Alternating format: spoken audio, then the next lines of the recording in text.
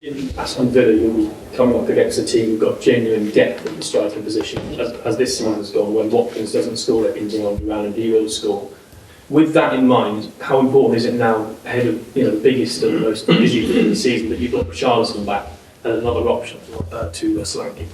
Yeah, absolutely. But we've been on a busy period for a while, and it's great to get Richie back, and you can see he's getting back to the levels. As I said, we were extra careful with him this time. Not careful, but just make sure that we get him back and we keep him back. And part of his sort of game time at the moment is around that. I just don't want to just throw him straight in. But every time he's playing now, he's making an impact. I thought he made an impact again on Wednesday night out on the left. But yeah, it's really important because again, with the volume of games we've had, the good thing for us is that, again, part of our evolution is we're getting goals from different areas. Pape's popped up with quite a few this year already, and Decky scored, and we need midfielders chipping in, we need defenders chipping in with goals so that they get spread around. Our wingers, obviously, Brendan's been fantastic this year, great for Timo to get a goal the other night. That's just as important. But look, we've already we're being through a busy period. We've got another busy period coming up. So far the squad's maintained a really good level with me making changes. I made 5 or 6 the other night. We've consistently done that, and it's going to be important moving forward. Is it also particularly important, given that they're slightly different profiles of strikers? It's not just that you can put one on with fresh legs, but also they can give you slightly different aspects as well. Yeah. I think we've tried to do that kind of with the squad. That it's not necessarily like for like. It's just people with different attributes.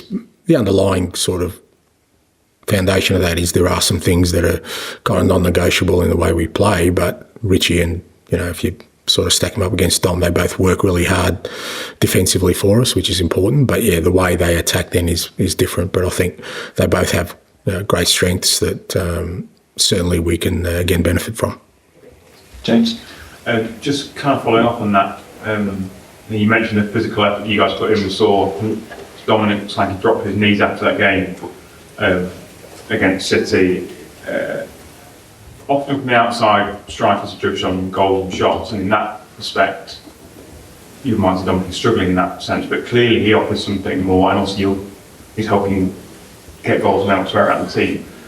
How happy are you with his performances currently, and how happy is he? He's a striker and he wants to score goals, so where you find a balance with his performances? I'm delighted with him, mate. I couldn't be happier. The way he's leading that front line, and he was a major reason we won the game the other night, because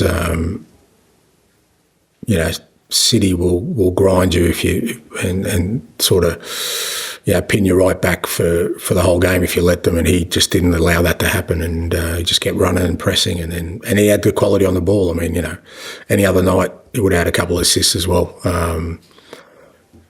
I know everyone talks about the goals, and he'll get his goals as well, but if he plays at that level every week for us, that's going to make us a really, really good football team. And like I said, I couldn't be happier with him. Is he happy? You'd have to ask him. I couldn't care less, because I'm happy, and that's the main thing. I was going to say, is he the kind of lad you hear strikers of old saying, or if I didn't score the team when I'm not bothered? Is he the kind of lad that you need to put your arm around him and go, I know you didn't score, I'm happy with how you're doing, or is he worried about the goals? Or? I think I've said before, I'm not a cuddler. I feel when he dropped to his knees the other night, having beaten City, I reckon he got all the rewards he needs, to feel good about what he's done. He knew, and I think it's a credit to him. And I said it to the lads this morning. To be honest, that's the way you should feel at the end of a game. Like, you've emptied the tank, you've given everything, because that's when you're playing against the best, that's what it demands of you. It'd be much worse if you kind of didn't win and you walked off feeling like you had more, So I don't need to put an arm around him. Like I said, I couldn't praise him highly enough for his performance Wednesday night, the way he's been since he's been at the club. I thought he was just outstanding the other night. Tom? And similar theme. I mean, we can see how well Dominic's playing, but he hasn't had a shot on target in 6 games, which is quite surprising for a centre forward. Does that matter? Based on what it doesn't sound like matters at all. Oh, look, it depends, Tom. I mean, there's a couple of weeks before he scored where people were saying he hasn't scored in 3 or 4 games, and he was injured during that time. Then he scores a couple of goals, but I don't think it matters. No, I really don't, because to me, what's much more important is his contribution to us, playing our football. Because maybe he'd have 3 goals and more shots on target, but if he wasn't doing the job we needed for him to do, we would be struggling as a team. So for me, that's the ultimate measure, is each component of what we set up team-wise, is it contributing to us playing the football we want? And he certainly is now. Like I said, I mean, he's been a breath away from scoring another goal or 2, and then people don't talk about this stuff. But I don't. For me personally, no, it's not how I measure a striker's performance on how many shots he gets on target, or even the number of goals he scores. Obviously,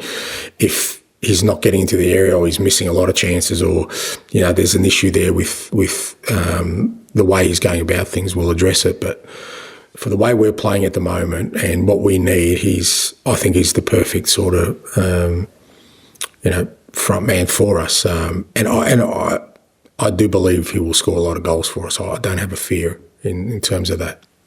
And you mentioned about the goals coming from everywhere. I think no team, I think Arsenal and Spurs have both got 12 goal scorers across all competitions. No one else has got more than that. I mean, it used to be, I guess when you got Harry in a team, it's always going to be the front man and then Sonny. But I know when he left, you were thinking you had to get goals from elsewhere. But how happy that's come to pass? Yeah, look, again, that's... I mean, I guess that's what I'm continually talking about. We've had a major shift at the club, from what it was for a very long time, which was not necessarily, well, it wasn't successful, but it was still very formidable, that with Harry and, like I said, Sonny, that it was a tough team to stop, especially with the transition football they were playing. So I've tried to take us to a totally different sort of direction in 15 months, where we're not reliant sort of on one person or one way of scoring or one sort of way of playing our football. And when it's such a serious departure, it's kind of what we're struggling with at the moment, the inconsistency of it. But I still think that if we persevere with it, we'll get to a space where we can be just as formidable, but in a different way, of oppositions maybe trying to stop us, and knowing that we've got multiple ways of breaking through, scoring goals, or being effective in our football. And I am, this year especially, I just seen, I think, and he hasn't played a lot, but every time Pape's played, he's either scored or assisted or close. Now, that's not something that people were sort of synonymous with him, and he's still got the physicality, the running aspect, and the closing down. So, we've got getting goals out of the wingers, which I think we needed to do more. Now, Decky, I think, is looking more and more of a goal threat from midfield. We got a goal from an attacking set piece the other night. No one's mentioned that. Mentioned that in the attacking set piece. But there are areas that, if we can become sort of more proficient in all those kind of things, as I said, we need to become a bit of a different team, and that's kind of where we're headed down. Ball, please. Sometimes when a club loses a big, reliable star like Harry, it can also be a blow, but you can also give other players a lot of freedom sometimes to express themselves. They see more of the ball, get more chances. Do you think over the long term, I guess you're hoping at least, that you might actually be an even better, even more dangerous team when those players have found their feet and play with that? Yeah, well, that's the aim. But again, like I've said before, don't get me wrong, if Harry was here, I'd be very, very happy manager. So we'd find a way to fit him in, mate. But you're right. Part of that is, with him leaving, is that opportunity for people to grow. And we're still in that phase. I really believe. I think there's more that the guys have in them that I keep saying. I think they've got a really high ceiling, and some of them are still. They're kind of just trying to stick their head up a little bit more every time. But then, you know, you have a performance like Palace and you feel like, oh, now are they going to cower again or just stand up even further knowing that, okay, we've had a disappointing one. But you need to go through those experiences. But I definitely see that growth in a lot of the players. And like I said, that's why I think they've got a really high ceiling. Once I can cajole them, convince them to just keep going, don't be afraid, don't fear stumbling, failure, criticism, scrutiny, just keep going. I think there is that opportunity for us. And it's the only way we'll become the team we want to be, because I certainly don't think we will by, you know, bringing in another Harry. I just don't think those kind of players exist, you know, or they're rare anyway. So for us, it's going to have to be a real collective, you know, effort to get to where we want to. Do you think, because of the way Villa picked you last season, is there anything more on this for the players? Do they still carry on? Is there a little bit of a rivalry there because of that? No, but I think we're looking forward to it because we know it's going to be a good game because they're a good side, you know, and they ask, again, they're a team that asks you certain questions and we know we can ask them certain questions. And, you know, the thing is with Unai's team, it doesn't chop and change too much. There's a core there that consistently play and the way they play, and yeah, they're really very well drilled. So it's a great challenge, but it's at home for us. Again, another home game. You know, we want to continue to be strong at home, and we certainly need to, you know, make sure our league form is more consistent than what it has been. Results wise, so you know, that's of primary importance for us. It doesn't hurt at all seeing them play, you know, the football you wanted to play in Europe. In terms of, Because they finished it. oh, in Champions League, you mean? Yeah, I mean, your records were almost identical. One result. Yeah. Yeah. Yeah. And if English teams had done better in Europe last year, geez, everything's against me, man. Woe is me. No, I don't think that way, mate. They got what they deserved. We got what we deserved. We're playing where we're playing. They're playing where they're playing. We just try and, you know, get on top of them this year. Thank you very much. Thanks, guys. Good luck. Thanks. Good luck with the goal. Fertilising it. Great.